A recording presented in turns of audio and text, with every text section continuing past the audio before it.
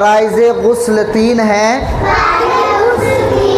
Number 1 मुंह भरकर कुल्ली करना। नंबर 2 नाक के नरम हड्डी तक पानी पहुंचाना।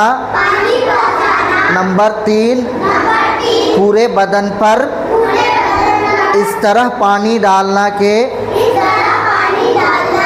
कोई जगह सूखी ना रहे। फ़राइज़े वज़ू 4 हैं। नंबर 1 पेशानी के बालों से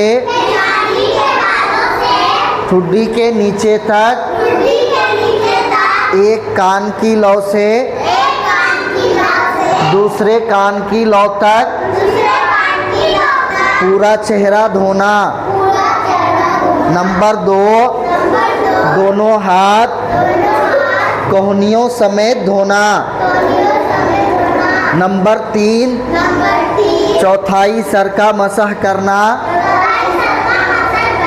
नंबर 4 दोनों पाँव टखनों समेत धोना। पानी पीने की सुन्नतें 6 हैं। नंबर 1 सीधे हाथ से पीना। नंबर 2 बैठकर पीना।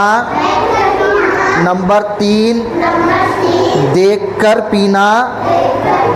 नंबर 4 बिस्मिल्लाह पढ़कर पीना। नंबर 5 3 सांस में पीना। नंबर 6 पीने के बाद अल्हम्दुलिल्लाह कहना।